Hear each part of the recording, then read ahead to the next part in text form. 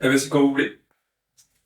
Si vous voulez vous présenter, vous pouvez Oui, commencer. alors je m'appelle Monsieur Picot Jean-Claude, naturellement. Je suis né à Damblainville le 13 février 1936, dans la maison où j'habite, dans la maison de mes parents, où mon père est né aussi, le 1er octobre 1902. Et puis, j'ai fait ma scolarité à l'école de Damblainville, plus 2 ans en Falaise, en pension en Falaise, chose qui, la pension ne me plaisait pas beaucoup. Me plaisait pas du tout. Pas du tout, bon, voilà. Alors, j'ai vécu le débarquement, naturellement. Naturellement, le débarquement. Et puis, chez nous, ça a été, dans le pays de Damblainville, ça a été très, très bref. Le pays a été libéré sans beaucoup de combats. Sans combat, en réalité, sans combat. Et puis le pays a été libéré, Damblainville a été libéré le 17 août 44, naturellement, 44. Et la veille au soir, le 16 au soir, les habitants du pays, certains habitants du pays ont été avertis que les Anglais, c'était dit les Anglais, c'était pas les Anglais, c'était les Canadiens, hein, que les Anglais étaient arrivés au Mont-des-Reines. Et ce jour-là, le monsieur qui nous a avertis s'appelait, tu l'as connu toi, Monsieur Safar, Joseph Safar.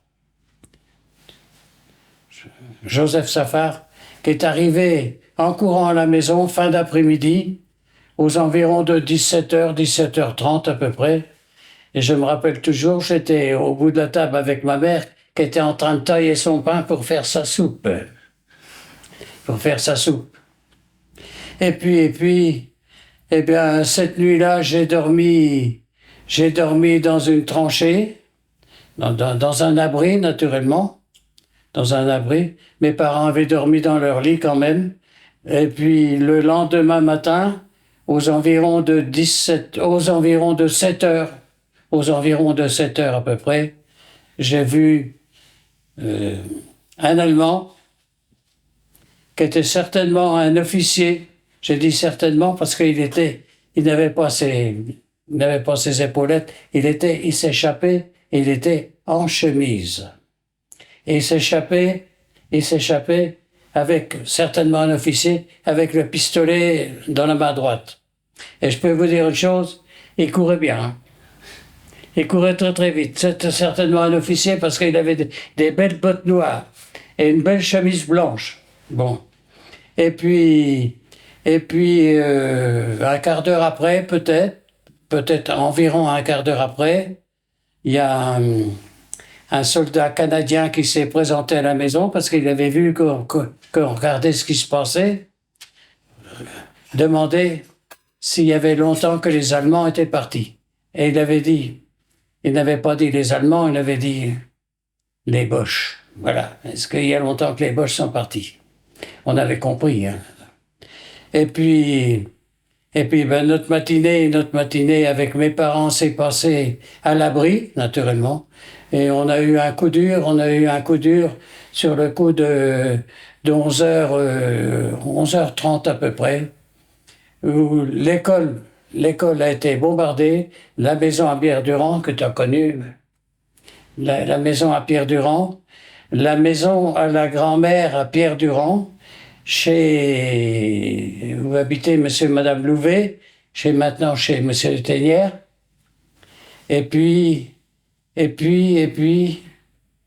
voilà. Et il y a eu un soldat canadien qui a été tué dans la maison à Pierre-Durand. Ça, c'était la riposte. Et puis, la matinée s'est finie de se passer. C'est passé tranquillement. Après, c'était terminé. Par contre, la nuit suivante, tout le monde a dormi à l'abri. À l'abri à la tranchée. Hein. Et c'était là sur le secteur de train, c'était une vraie canonnade. une vraie canonnade inimaginable.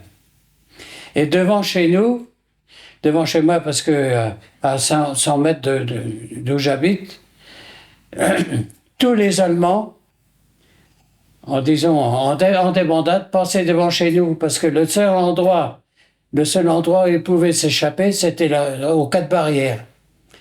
Parce qu'autrement, la ligne de chemin de fer, il était incapable de traverser les lignes de chemin de fer. Et ils passaient toujours là. Ils passaient tous là pour redescendre en direction du pont de Sainte-Catherine. De Sainte-Catherine. À Sainte-Catherine, ils prenaient la lignée du train de feuilles. Le train de feuilles. Et leur direction, c'était train. Et leur direction, c'était Trun. En allemand, on disait Trun. Et puis voilà. C'était leur échappatoire, ça. Il y a eu un char qui est resté dans les rues d'Amblaville, qui avait été bombardé dans les rues d'Amblaville.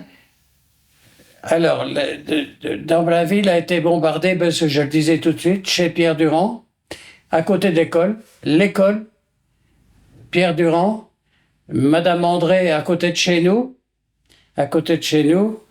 et puis chez Marcel Ténière. Marcel Ténière, c'est Morteau, c'est tout à côté. Et Sur le coup de 11h30 à peu près.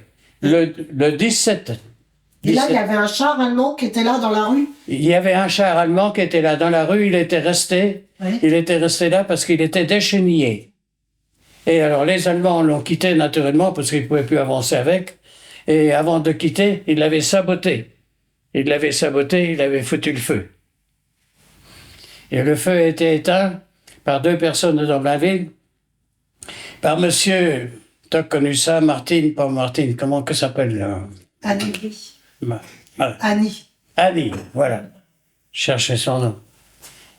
A été éteint par monsieur l'ancien professeur de musique, monsieur Lassie. Lucien Lassie. Et le char, c'était un char allemand. Et alors, aux 4 barrières, il y a eu un char anglais qui a sauté aussi, qui a ramassé un coup de bazooka, et chez le boucher, pareil. Et au niveau du pont de Sainte-Catherine? Alors, au niveau du pont de Sainte-Catherine, au niveau du pont de Sainte-Catherine, c'était l'échappatoire. En réalité, ils suivaient le train de feuilles. Les Allemands suivaient le train de feuilles. C'était un repère. Jusqu'à... Ce que je vous dis là, c'est comment Julien Roard, qui m'avait dit ça. Les Allemands venaient jusque chez nous et s'échappaient. La rivière, c'était un repère. Et puis voilà. Et vous avez vu les chars traverser dans la ville? Ah oui, parce qu'ils passaient à même pas 100 mètres de chez moi. Et ça, c'était des chars canadiens? Il y a aussi avant des chars allemands. Oui. Mais la majorité, c'était des chars canadiens. J'ai vu une patrouille anglaise aussi, certainement anglaise ou canadienne, qui avait fait des Allemands prisonniers, des Allemands qui étaient venus se réfugier sous la ligne de chemin de fer, sous le pont de la ligne de chemin de fer. Et ces Allemands-là, ils étaient 6 et ils ne voulaient plus combattre. Ils se sont laissés prendre. Leurs armes ont été jetées à la rivière. Voilà. Bon. Et au Mont des Rennes, qu'est-ce que... Alors, le Mont des Rennes, à mon avis, il n'y a rien eu de spécial. Mais bon, vous savez, moi, je n'allais pas loin pour une bonne raison. J'avais 8 ans. Et tout le monde était cassé. Tout le monde était caché chez nous, naturellement. Et à quel moment vous avez vu les premiers Allemands arriver? Les premiers? Les Allemands, les soldats allemands, à quel moment vous les avez vus arriver, les premiers Allemands? Les premiers Allemands? À mon avis, moi, j'ai vu les premiers Allemands en 1940.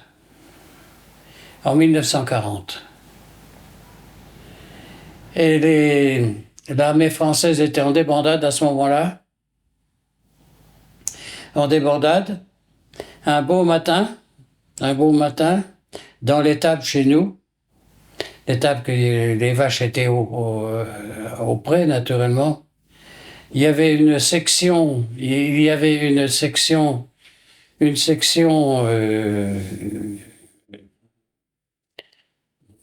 de soldats noirs, comment dirais-je, sénégalais, qui étaient couchés dans l'étable. Et alors, aussi,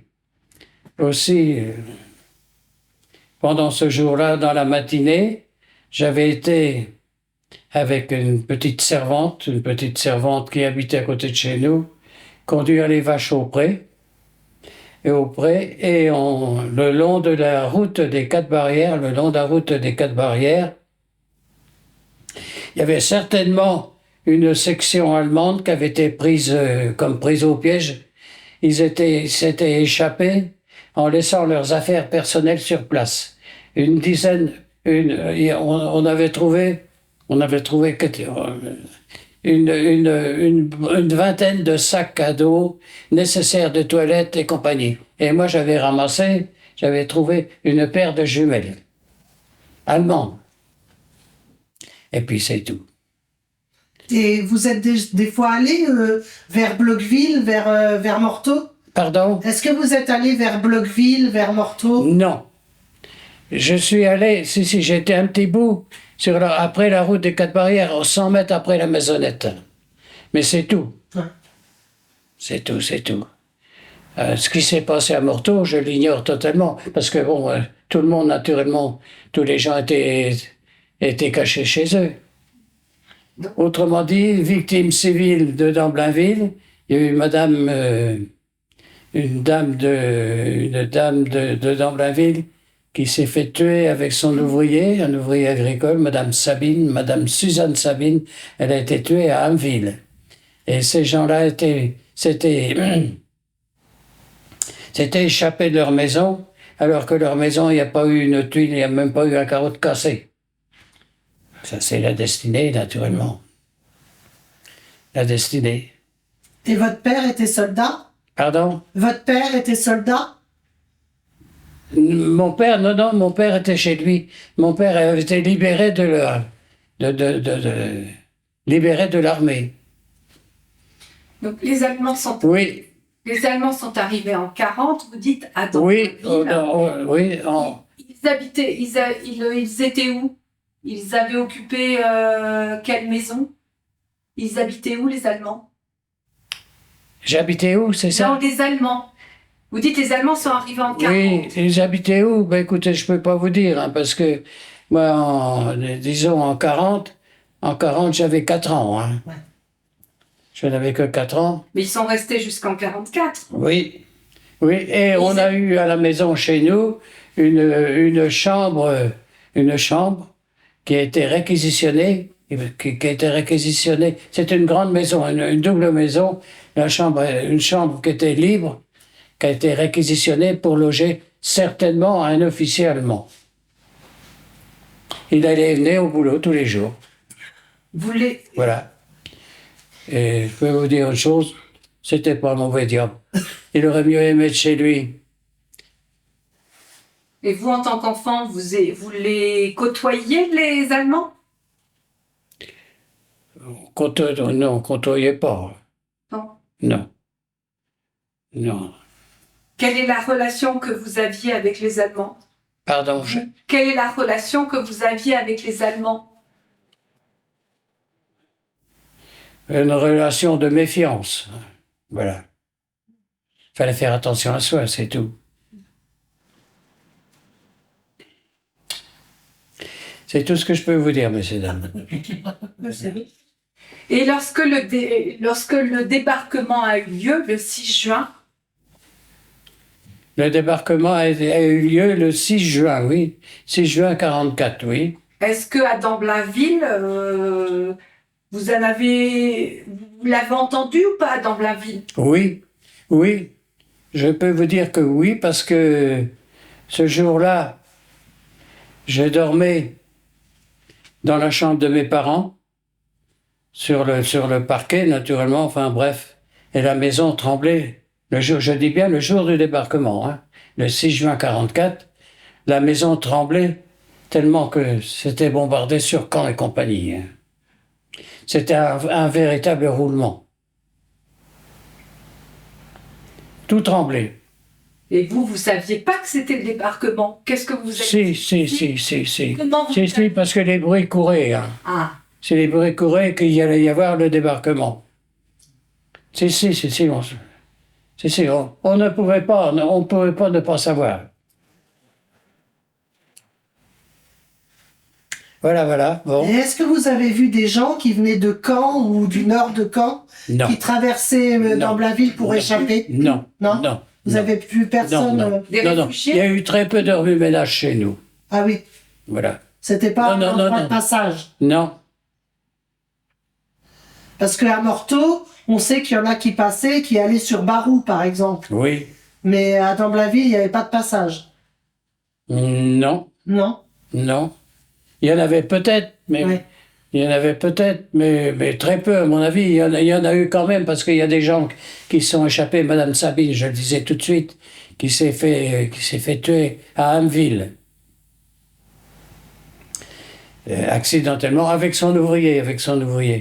Bon, il y en avait quelques-uns, mais c'était pas, il n'y avait pas un gros passage. Le gros passage, c'était la débâcle allemande. Parce qu'il n'avait que cette route-là, il n'avait que ce passage-là, la route, les 4 barrières en question, pour traverser la ligne de chemin de fer. Il n'y avait pas de passage autrement. Je peux vous dire qu'ils ne s'amusaient pas. Hein. Et comme vous étiez dans une ferme, Oui. est-ce qu'ils avaient pris du lait, des vaches? Est-ce qu'ils prenaient des choses qui vous appartenaient, les Allemands? Non. Comment ils faisaient pour manger? Comment ils faisaient pour manger? Oui. Eh bien, écoutez, à la commune, il y avait, disons, ils avaient installé une cantine, disons, sous le préau de l'école. Et puis, tous les Allemands qui occupaient le pays venaient se ravitailler. Ils venaient se ravitailler à cet endroit-là. Et je peux vous dire une chose aussi, ça c'était bien avant. Un beau jour, on avait une chienne pour garder la maison qui s'était lâchée. Elle avait été faire un tour dans la cour de l'école, à la cantine. Elle s'est ramenée avec un rôti de bœuf qui faisait 7 kilos. Mais, On l'a pas reporté, hein. mais la cantine, 7 kilos, voilà. mais qui organisait? C'était à côté, tout à côté. 7 kilos. Elle était rentrée dans la pièce où c'est qu'il faisait l'abattoir, je ne sais pas. 7 kilos. Mais qui organisait la distribution des repas à la cantine? Vous dites qu'il y avait des repas distribués à la cantine. La cantine, c'était pour les Allemands. Oui, mais c'était les Allemands qui organisaient. C'était pas la commune. Oui, non, mais ça, c'était entre eux. Hein. Oui. Qu'est-ce qui se passait exactement? Comment ils se débrouillaient, je ne sais pas. Oui. Toujours est-il que leur lieu de ravitaillement, le lieu de ravitaillement de la cantine, tout du moins, au moins la cantine, c'était à l'école. Oui, donc ils devaient bien se fournir quelque part en viande et tout ça. Oui, mais ça, moi, je ne sais pas. Et quand la guerre a été finie, est-ce qu'il y a des prisonniers qui sont restés à Damblaville? Des prisonniers allemands? Écoutez, à ma connaissance, non. Et est-ce que vous en avez eu dans les fermes des prisonniers allemands après? Non. Non? Pas de prisonniers qui sont restés pour travailler? On a eu bien après, des anciens prisonniers allemands qui n'ont pas voulu retourner chez eux en Allemagne parce que toute leur famille était disparue naturellement. et ils travaillaient dans les fermes, comme tâcherons. Mais volontairement. C'est eux. Volontairement, voilà. C'était des ouvriers agricoles en réalité. D'accord. Ils étaient restés. Ils n'avaient plus rien chez eux, ils n'avaient plus de famille. Est-ce que vous alliez à l'école? Moi, j'étais à l'école, ben oui, à pas mal de places. J'étais à l'école de Damblaville. J'étais à l'école dans un baraquement, très peu de temps naturellement, dans un baraquement que les Allemands avaient monté, en face chez Berville dans le temps. J'étais à l'école à la fromagerie. J'ai été à l'école chez monsieur André Guil. Et à l'école dans un garage de chez De Dieu, à côté de chez nous. Parce que l'école avait été détruite. Et il y avait de l'école tous les jours. Oui. Ouais. Oui. Oui. Toute la journée? Voilà, voilà. Voilà. Vous avez eu une scolarité normale? Pardon? Vous avez eu une scolarité normale, d'après vous? J'ai eu une scolarité normale, oui. Oui. Oui, normale, jusqu'à 14 ans, comme ça se faisait. Les enseignants... Alors j'ai été 12 ans à Damblaville, jusqu'à l'âge de 12 ans à Damblaville, et puis j'ai été 2 ans, mes parents m'avaient mis 2 ans en pension à Falaise, à l'école Saint-Jean à Falaise. Au collège. Non, c'était l'école catholique, hein, c'était l'école Saint-Jean. Rue des Prémontrés. Oui. Quel souvenir vous gardez des tickets de rationnement? Est-ce que... Quel souvenir vous gardez des tickets de rationnement? Alors, quel souvenir, je vais vous dire, madame, je vais vous dire exactement les tickets de rationnement. Chez nous, en campagne, on n'a pas trop souffert de tickets de renseignement. Mais par contre, on avait des tickets pour le pain. Mais par contre, le premier travail de ma grand-mère, qui était pays d'Augière, qui habitait dans cette période-là à Saint-Loup-de-Fribois. Saint-Loup-de-Fribois, c'est commune limitrophe avec Crèvecoeur. Le premier travail de ma grand-mère, qui nourrissait, le matin naturellement, qui nourrissait à cette période-là entre 8 et 10 personnes, premier travail de la grand-mère, c'était de faire la part de pain à chacun. Chacun avait sa part de pain. Voilà. Pour la journée, naturellement. Tant de grammes, suivant les tickets. Et moi, quand j'allais en vacances chez la grand-mère, j'emmenais mes tickets de pain. Mais à Damblaville, on n'a pas souffert de ça. Bon, voilà. Et, alors, par contre, où on était plus réduit un petit peu, c'est sur la viande, la quantité de viande. Alors qu'à Saint-Loup-de-Fribois, chez mon grand-père, chez mes grands-parents, qui avaient une exploitation, disons, assez importante, 80 bêtes à cordes, et bien souvent, quand ça se pouvait, le boucher de Crèvecoeur en Auge, qui s'appelait monsieur Albert Lemoine, venait trouver le grand-père pour essayer d'acheter une bête, un veau, enfin... Dites donc, Père Miette mon grand-père s'appelait Arthur Miette. Dites donc, Père Miette, avez-vous quelque chose à me vendre? Eh ben, le grand-père me disait, ben non, écoute, dans l'immédiat, j'ai rien. Et puis, plus tard, il en avait. Et une chose qui me plaisait, c'est que, bon, sa bête, il la vendait naturellement. Et moi, j'avais toujours sur mon livret de caisse d'épargne un petit billet qui était donné par monsieur Lemoine. C'était la récompense. Les agriculteurs fournissaient un petit peu de blé, disons, au moulin de Crossy, mais moulin Vauvrecy.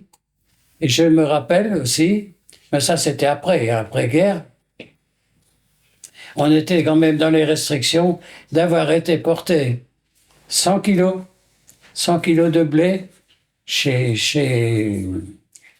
disons, chez Vauvrecy, pour permettre disons, pour permettre à notre première communion que tout le monde puisse avoir un petit bout de pain blanc. Et mon père a été porté. Parce qu'on n'avait pas le droit, on avait le droit de transporter moins de 100 kilos. Moins de 100 kilos de céréales. C'est tout, voilà. Et pour circuler, il y avait des couvre-feux, vous pouviez circuler? Non. Pas dans la ville? Non. Parce que sur Morteau, il y avait, mais... Oui, bon, il y a peut-être eu des couvre-feux, si vous voulez. C'est possible. Mais on s'en est pas rendu compte. Ou très très peu. Ou très très peu, non. C'est possible. Si ça existait à Morteau, ça a dû exister à Damblin-Ville aussi. Mais, bon, je vais vous dire, moi j'avais que 8 ans. Hein. Tout ça, ça me passait un petit peu par-dessus la tête aussi. Oui, pour les enfants, la vie continuait. Exactement. Sauf qu'il y avait des soldats allemands dans le village. Pardon? Ben, bien sûr. Le village était occupé.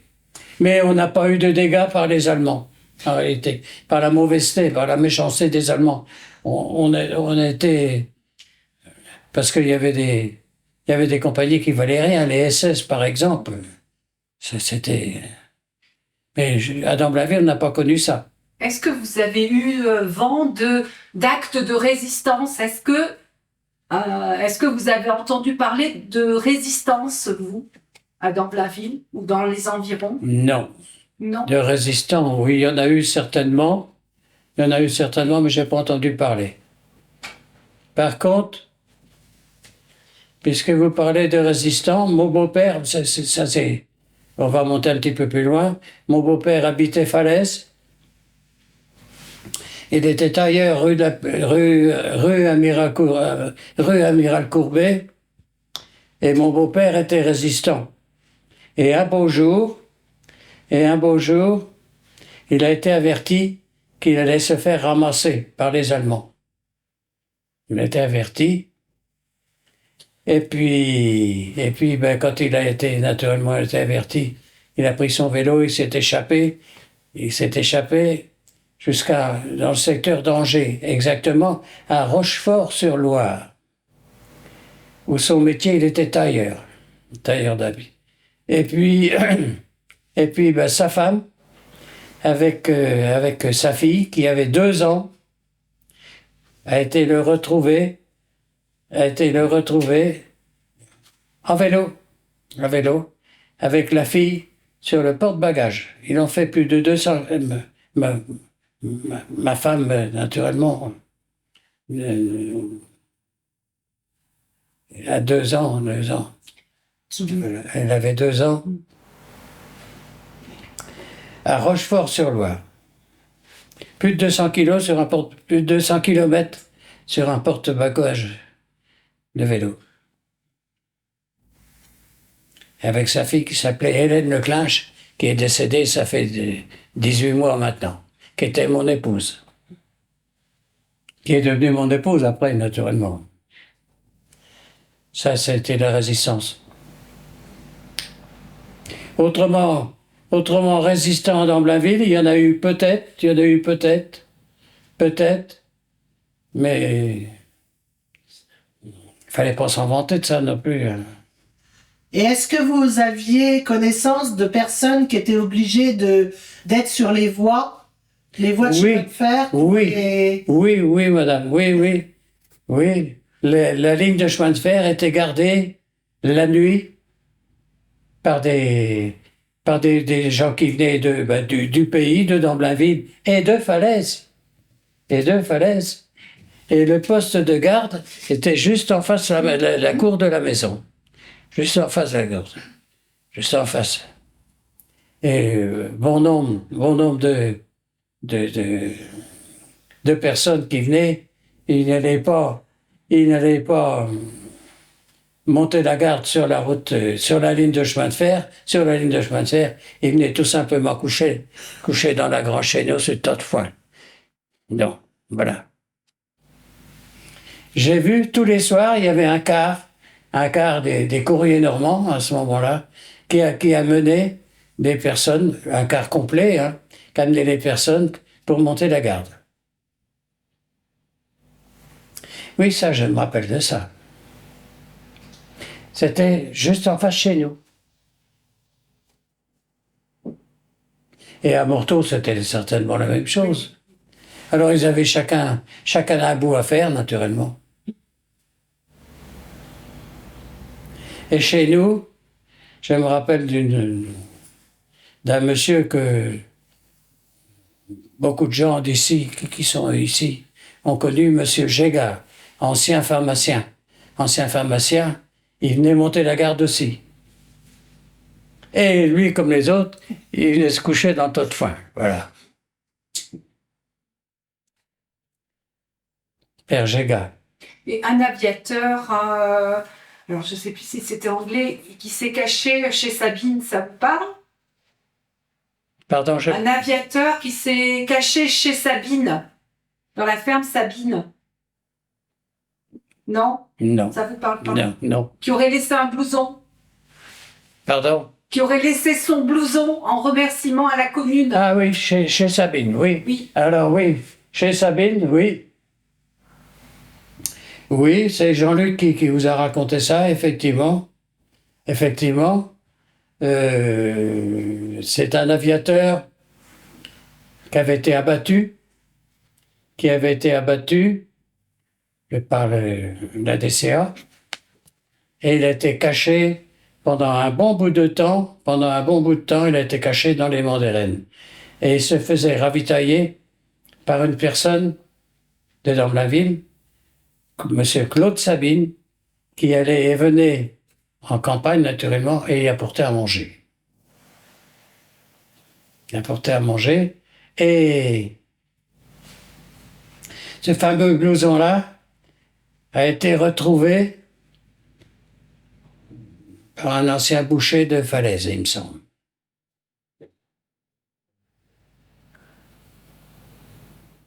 Voilà.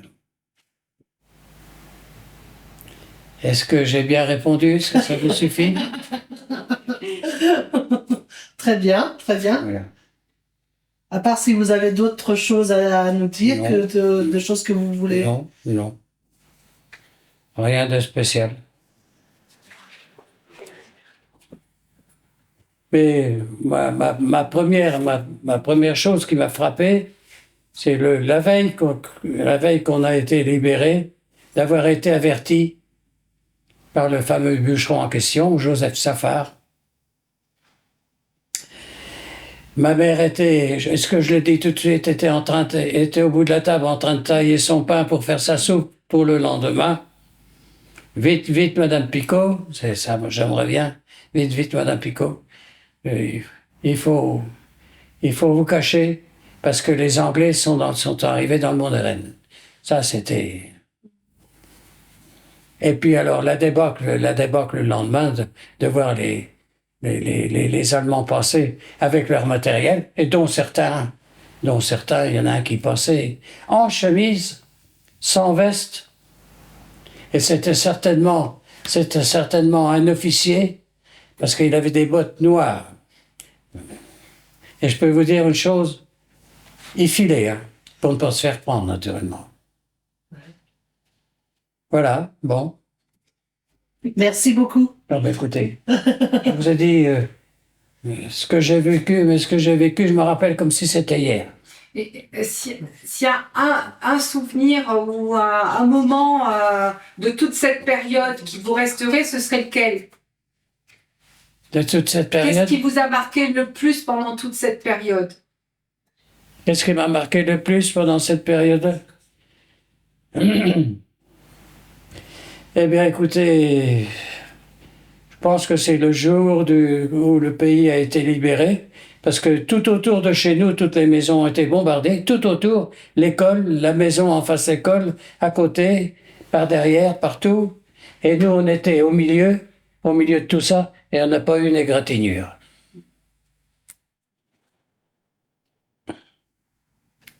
Et puis voilà. On a été chanceux. Oui.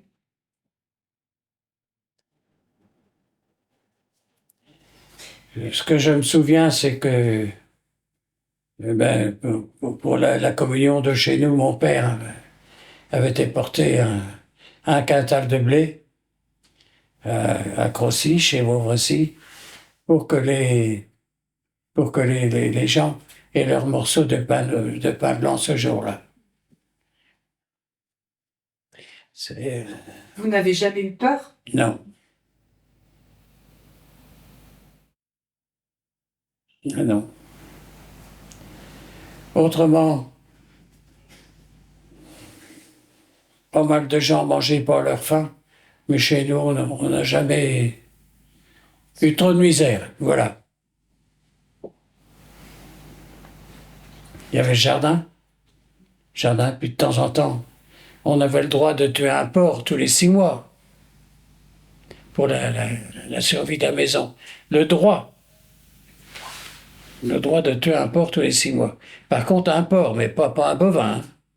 Pas de veau. Hein. C'est les Allemands qui vous donnaient ce droit? Non, c'était la population française. C'était la période des restrictions. Hein. D'accord. Voilà, c'était les restrictions. On avait le droit à un porc, de tuer un porc, notre porc naturellement, tous les 6 mois. Et les voisins, ils faisaient la même chose. Et on s'entredépannait naturellement. Voilà, bon. Très bien.